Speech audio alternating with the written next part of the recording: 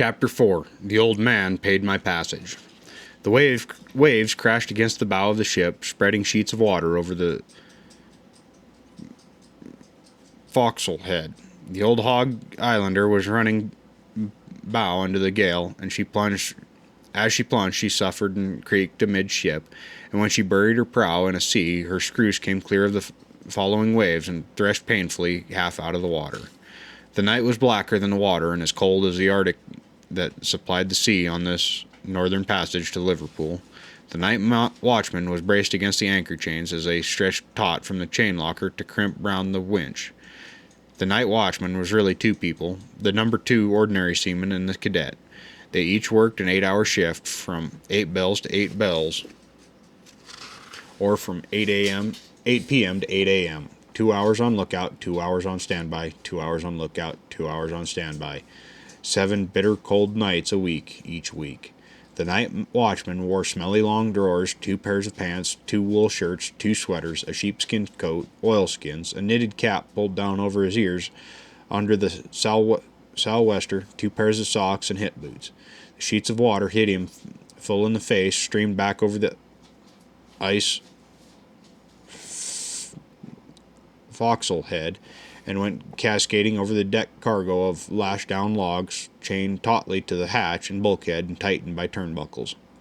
The ordinary seaman, who was paid $10 a week, no overtime, who stood 8-hour watches at sea, who shortly would begin to rot his hands in a mixture of lye and water called sunji munji, with which he cleaned the whitework, who helped shift the ship at night from dock to dock on his own time, who painted over the side and port, who swept the remains of sheep manure and phosphate rock and sulfur from the holds, who cleaned the stinking bilges in the deep tanks, who helped batten down open hatches in company time-saving defiance of maritime law when the ship was already at sea, who was part of the poop deck gang when the ship tied up or cast off, who had been shot at by strikers at Antwerp, strikers who had rifles and who claimed grain elevators for better aiming vantage, and who ate biscuits from which cockroaches were knocked, who worked under a Danish boatswain named Svensson, who hated him and was doubly hated in return, who lived with 7 other men in one room under the poop next to the grinding of the steering engine, who shared one toilet with the same 7 men and washed out of a bucket into which a steam pipe had been turned to heat the water, and who had been forced to fight half the men on the ship to defend his right to be a former college boy at sea during the Great Depression. This ordinary seaman walked into the crew mess and bled a cup of overboiled coffee out of a huge zinc urn in the counter, sat down on a bench by the mess table, observed that the night lunch had already been eaten, and lit a cigarette. Hungry, he cursed again, cursing ships and men in the sea in the spirit of high adventure that had gotten him into this mess. The ordinary seaman, number 2, was a little over 20 years old. He had been a college graduate on the bum for 9 months. The year was early 1936. The ordinary seaman, number 2, was me. After I had my coffee, I warmed my hands over the fiddly heat again, and then I got the suji bucket and the rags and went into a passageway to freeze my hands and open up the cuts the lye had already made in my fingers. I closed my mind to the freezing cold and the burning lye and began to think. I had found on the folkshead where you weren't allowed to smoke that I could control my thinking, and by channeling it along pleasant lines I could make the time pass more swiftly. Mostly I thought about the old man, not the captain of the ship, but my old man, dead now for 6 years. The old man got me into this, I used to say aloud. You got used to talking aloud when you switched the watches to 4-wheel watch and standby. He got me into it, and I might as well make him pay part of my passage. He had, too, in a way. He had a master's license in sail and steam, and once he was on a trip around the Cape of Good Hope that took 3 years. He bottle-fed me on seafaring stuff. He told me all the hardships, all about the lousy food and some of the lousier people, and I refused to believe it wasn't romantic. I had one thing in mind when I finished school. I was going to sea. I was going to see the world. You ain't going to like it, the old man had said, but you might as well try it and get it over with. You won't be happy until you do. Oh, brother, thought I, taking half a foot of paint off a plank with the suji rag and the same amount of skin off my hands. He didn't tell me the half of it. He didn't tell me that the second mate was going to wake me up once with a kick in the belly, or that I would ever entertain a serious idea about killing a square-headed bosun named Svensson in an alley with my bare hands. I guess the old man saved me from being hanged for murder at that, for when the mutinous madness came on, I could drive it off with the thinking. I thought of all the nice things that we had ever done together. The first shotgun, what Christmas cooking smelt like. I thought about the first double on quail and the first deer, and how to make a good camp, and how a bird dog looked winding a covey in the broom grass. I thought about the quiet of a Carolina swamp with the bass biting in an autumn afternoon on a lonely beach with the blue ravenous and the wind howling pleasantly outside my snug cabin, whose walls shook with the gale and trembled from a roaring fire with hams spitting in the skillet. But I never thought about it all at once. I rationed it. I would say, all right, ordinary, what do we think about tonight? And then I would pick one thing and think about every little bit of it. I suppose people in prison do the same thing. This particular cold night I was back in Louisiana, where the old man took me on a duck hunting trip. I was down a bayou. We were living on a big boat with some of his friends, mostly Cajuns, and I never saw duck hunting like this before. You hunted in a singlet, and your face got sunburned, and all you worried about was mosquitoes. We went to a lot of fuss over blinds in the Carolinas, but here in the Louisiana marshes, you went to no trouble at all. You just climbed in a pirogue with a Cajun who pulled it standing from the stern, and the decoys jumbled together in front of you. The Cajun would push that flat-bottomed pirogue over solid mud if it had a bead of moisture on it. There were 4 pirogues in all, 2 men to a boat. We, or rather they, pulled slowly down the bayou, letting the tide take the boat until we came to a kind of track that led into what appeared in the gray of the early morning light to be a broad, sweet water pond set in the middle of the marsh. My Cajun, named Pierre, shoved us into a patch of roseaux, or reeds. We got out in his boots and then pulled the pirogue up on to a grassy tussock, where he braced her with a pole athwartship, each end of the skiff jammed into the reeds. Then he pulled the roseaux in bunches round us till we were beautifully hidden. He waded out into the finger-shallow water and flung the weighted decoys here and there. Across the pond I could hear the gush of the other pirogues as they slid across the ooze, and occasionally a muffled Cajun "by gar" drifted across the quiet water as the poler got his pole fouled in the water lily root. Then the splash of the decoys and silence until the sky began to pink at the edges. The most exciting sound in the world cut the stillness, and you forgot the persistent mosquitoes as the high wings whispered through the sky, and dim shapes made faint marks against the low gray clouds as they passed out of range overhead. The torture was heightened by the thin whistle of teal coming by, low and turning, and the faint splashes as they set down amongst the decoys, and the tiny gurgle as they swam. Then the watery flap of wings as one drake stood on his tail to challenge the world made the semi-darkness well nigh unbearable. But the pink spread to red and crowded higher in the sky, and suddenly an enormous gray blur darted past the blind. I shot the blur more or less in the pants as it passed, and it fell with a soggy bump into the water-covered ooze. "Must have been a goose," I whispered to Pierre.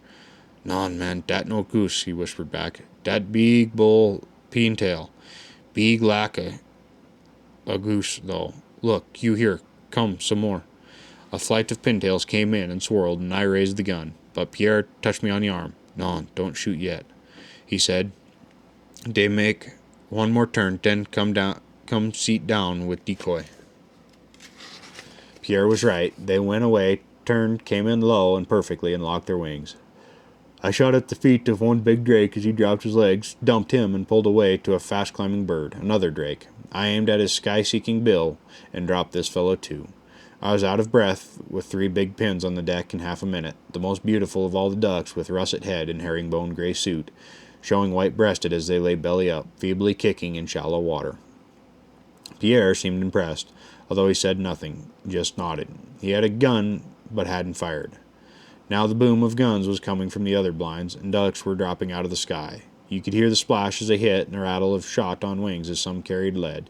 It was full light now. The sun was a red ball, a light breeze freshening and rippling the water, making the water lily pads, both their edges in tiny little minute High against the cloud gray were black strings of ducks, wedges of ducks, big mallards, more pintails, and higher still were enormous, endless V's of blue geese honking mournfully as they passed. The teal were working low, and Pierre touched my arm again. When the teal duck come in a big ball, he said, shoot the middle. Teal ducks don't count like big ducks, but they eat good for breakfast and make fine cold lunches. Shoot plenty teal duck for the cook. A literal swarm of green wing buzzed in and I fired across their bows with both barrels and felled what seemed to be a bushel. Pierre grinned a big gold-toothed grin. Bon, bon, he said. Now we forget teal ducks, shoot only big ducks. The cook, he be plenty happy, you bet.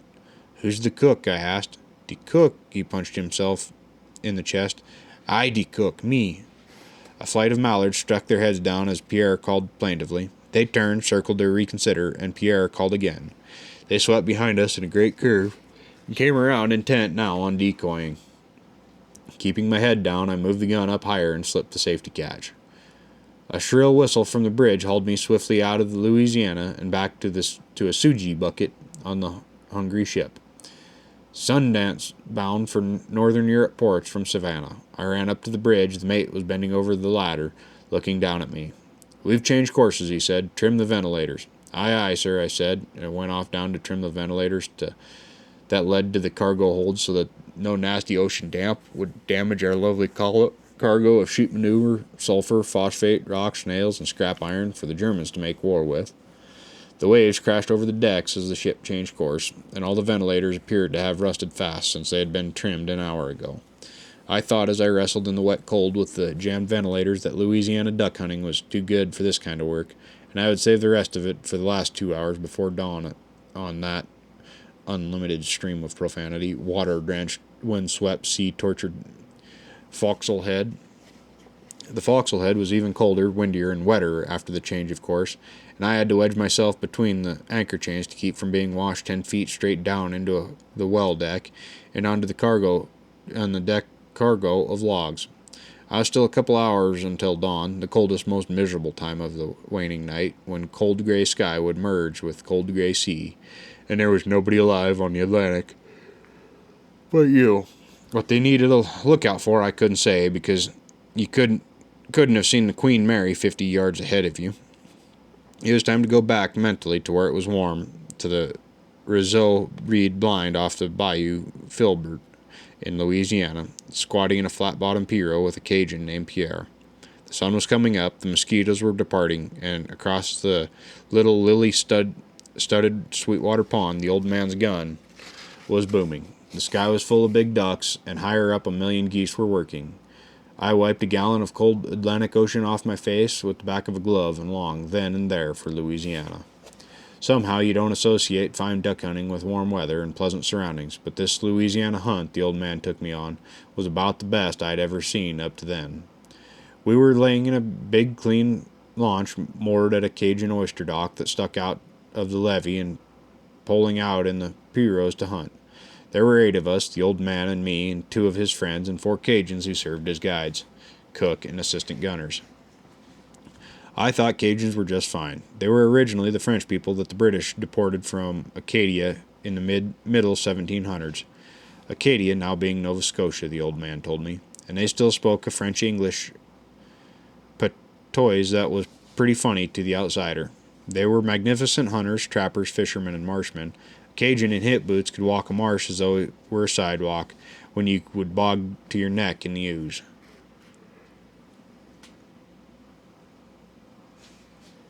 My friend Pierre, my mate in the pirogue, was a little dark, sallow, bushy, black-headed, and fox-faced. He wasn't shooting much, only when a big bunch of ducks came into the decoys, and then I could feel the rattling blast of his rusty old pump gun. Those were the days before you plugged them down to 3, and Pierre could spout 5 out of that old slip horn faster than most people play an automatic. After the pintails quit flying, the mallards took over. The Cajun called a mallard a French duck, possibly because the yellow bill and vulgar yellow shoes and green head and purple-blue wing feathers appealed to a certain Gaelic appreciation of gaudiness. There was a sight of ducks flying, and we weren't having anything to do with little ducks or trash ducks. We let the shovelers and the golden eyes and the billboards alone, even though there wasn't much attention paid to limits in the marshes in those days. A marsh was a far piece away from a warden. Wardens didn't have much truck with Cajuns anyhow, Cajuns being notably pepper-tempered and malarial swamps and marshes where they lived a bit tricky for law enforcement. Fellow can get lost easy in those Louisiana swamps. The French ducks were decoying well that morning, allowing for their misses you make foolishly in an abundance of riches. By 10 o'clock, the marsh line which surrounded the pool was studded with dead ducks that the wind had wedged gently into a lee shore. Some of the ducks we would lose, as always, the runners that made the marsh only to meet a mink or a coon. Once that morning we saw a mink tiptoe daintily out onto the mud, seize a mallard by the neck, and disappear into the marsh. It was almost pickup time when Pierre pointed to a lonely dot in the sky. The dot was making mournful noises and seemed to be mixed up in its directions. "Young goose lost his mama," Pierre whispered. "You watch, I play the mama. Call him right into blind. He's eat very good, young goose, not so tough as he's papa him." The seduction of the lost young goose is one of the simplest Cajun tricks, and one I was to see a great many times, but the first time is always the most impressive. Pierre talked that yearling goose out of the sky and down to the blind, which it circled 3 times. You might have killed it with a stick, but I settled for the shotgun. It fell with a crash, but I swear it wasn't any bigger than the first pintail I'd taken in the early light. "Bon, bon," Pierre said again. "Dat cook, he be plenty happy." "You bet you. I guess we pick up now and go back to boat," Pierre said as we watched the other Pierrots snouting out of the impromptu blinds. "We got plenty dock today. This afternoon we go shoot plenty goose on the flat. I show you some treek, huh?" It was tough pulling, or it would have been for me, who couldn't even stand up in the skinny almond shell that is a Pierrot, but Pierre leaned on his pole, standing erect in the stern and shoving his boat full of boys, decoys, guns, and dead ducks along the bayou against the surging tide, without working up a sweat. We pulled up beside the launch, and I looked at my dollar watch. It was just 10:30. The old man was in high humor. "What do you think of this for duck hunting?" he asked himself more than me. "Beats that freezing to death, don't it? You hungry?" "I could eat a muskrat." "Me," I said. I was already about half Cajun myself by this time. "What have we got for lunch?" The old man winked at Pierre. "Well, the ducks won't be ready to eat before tonight. All we got is some sandwich truck and coffee and eggs and such as that. Seems to me that it's up to you to provide the lunch unless you'd rather stay aboard and gut about 50 ducks. Not that there's much trick to it the way these fellows do it. Show 'em, Dee." This to another Cajun, the one who'd pulled the old man's Pierrot. Dee picked up a mallard and extended the anal vent with the point of his knife. He crooked a finger, stuck it inside the duck, and hauled the whole innards clear with just one jerk. He shrugged, threw the guts over the side, and wiped the finger on the mallard's back feathers. "Simple when you know how it's done. When you know how, ain't it?" the old man said. "But then, most things are. Tell you what, we'll go provide half the lunch if you and Pierre will furnish the main course. No, I forgot. Pierre's the cook, and he'll have to stay aboard. You go with Anatole, but first, Dee, where's that yellow stuff?" Dee grinned and went below. He came back with a half-gallon jar of light yellow liquid. "That's Cajun orange wine," the old man said. "Have a sip, but don't let it get to be a habit. These boys make it, and it'll bust your skull if you take too much." Dee poured me out a dram in a coffee cup, and I sipped it. It tasted innocent enough, and I drained the cup. Whatever it was burnt a fire break right down my gullet. My eyes must have popped, and I broke into a light sweat. "I told you," the old man said. "That's powerful stuff. Now get over the side and into the Pierrots with Anatole. Whether you know it or not, you're going fishing. Me, I got other chores. Come on, Dee, let loose of that jar, and we'll get to work." Anatole and I drifted down the bayou a few hundred yards, and we worked the Pierrot over to what looked like an enormous straight chair built into the water at the mouth of a smaller excited stream, which came from a man-chopped cut about 12 feet wide that wound out of sight through the marshes. The rushing, eddying of water made a roll where the stream met the bayou. Anatole jabbed at the bottom, and his pole nearly its full length before it hit mud. You go along top, he said. Here, take pole and stringer. He handed me up a light rod and a small reel and a hook with a buckshot sinker. You wait a minute. I be back with bait. He let the pirogue drift and unfurl a cast net. Then he disappeared around the bend in the bayou, but I could hear the cast net splash once, twice, 3 times. In a moment he came pulling back. The pirogue's bottom was full of kicking, bucking little shrimp. He took a bailing bucket and filled it 3/4 full of the shrimp and passed the bucket up to me. What are we fishing for? I asked, perched on a crosspiece on the platform that obviously was intended to serve as a seat. Red fish, he said. Red drum. Best fish we got in bayou. You just steak shrimp on hook, let her float in current, and haul in fresh. Maybe you get a trout, maybe not. I be back in maybe so 1 hour. Me, voyeur. And he was off around the bend again in his pirogue. I baited a hook and paid out line, settled back on a comfortable plank seat, braced my feet on the rough rails that surrounded 3/4 of the platform, smiled at the sun, and fumbled in my pocket for a pack of cigarettes. I had been smoking about a year, legally that is, but somehow I never smoked in duck blinds. I had just managed to get a cigarette lit when a bolt of lightning struck my shrimp and headed, I guess, for the Mississippi River. I fiddled with him a bit, but not wanting to foul up dinner, I fetched him back as fast as I could.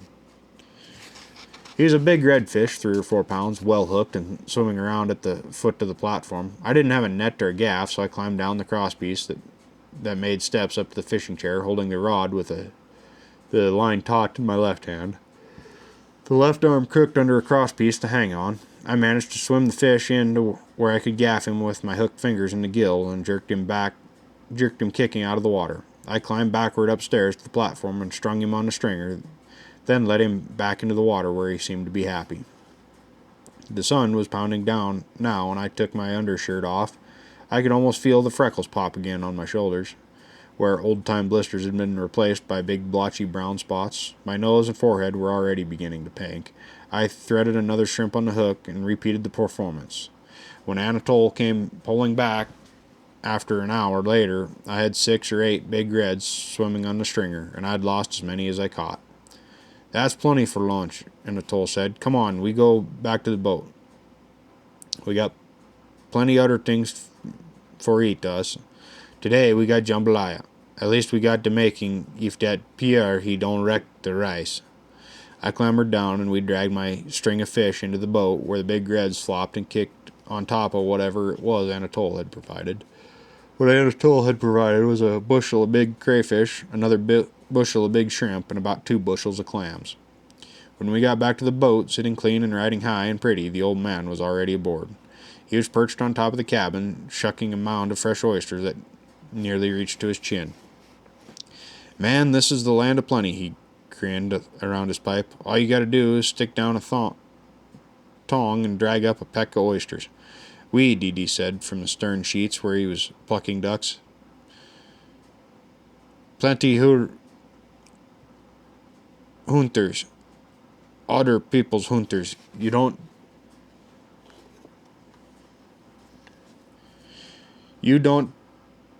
think these things just grow savage, you. Steal the oyster very bad. You put in jail plenty.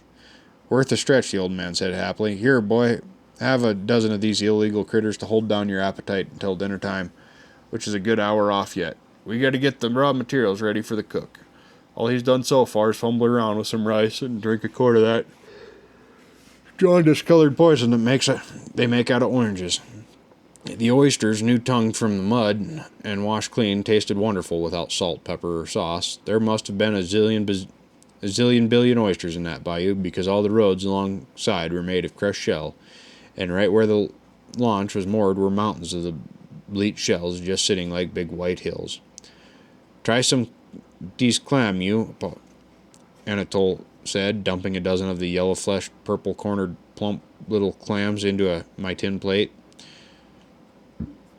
More better than the hunters, I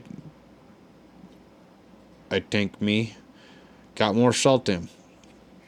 Indeed, the clams tasted even better than the oysters. We all sat and worked now, me finishing up the fish and graduating to plucking ducks, Anatole tossed some of his clams into the old man's dwindling pile of unshucked oysters and started preparing the shellfish. As the cleaned raw materials mounted, somebody would take a batch to the cook. Certain smells began to drift out of the galley, wonderful smells. It was full light now, and the ship was near awash, the deck load of logs loosened to deep-cut well decks running with water. 8 bells hit on the bridge. I tapped the bells back. There was no need to yell, "Lights are bright, sir," because the running lights and the masthead lights had been doused. I could see the cadet stumble down the ladder from the wheelhouse. As soon as I'd hit the bells, I secured my watch and picked my way over the loosely moored logs, climbed the ladder to the wheelhouse deck, and crossed the open midships deck to get back to the warmth of the engine room fiddly. I peeled off my wet stuff and went aft to the crew's mess and what passed for breakfast. Breakfast would be half-baked doughy biscuits and fried fatback, and ancient eggs, badly scrambled, but at least the coffee would be fresh. But whatever it was we were going to have, if it had been plover's eggs and caviar, I wasn't going to like it, not after what I had been expecting for lunch on the sunlit bayou Filbert in Louisiana. It wasn't really my fault, but I got into trouble over the captain's night lunch. It was some my fault because I was the actual thief, but mostly it was the old man's fault. He wouldn't have taken me to Louisiana duck hunting that time, and the 8 bells that sent me off watch to a filthy breakfast shouldn't have interrupted my train of thought. Smithy, the second cook of the Sundance, was an enormous plum-black Negro, and a good cook when he had anything to cook. But like the old guitar song says, the beans was tough and the meat was fat, and oh my lord, I couldn't eat that, which also applied to the eggs, which may have been extracted at gunpoint from the last of the dodos.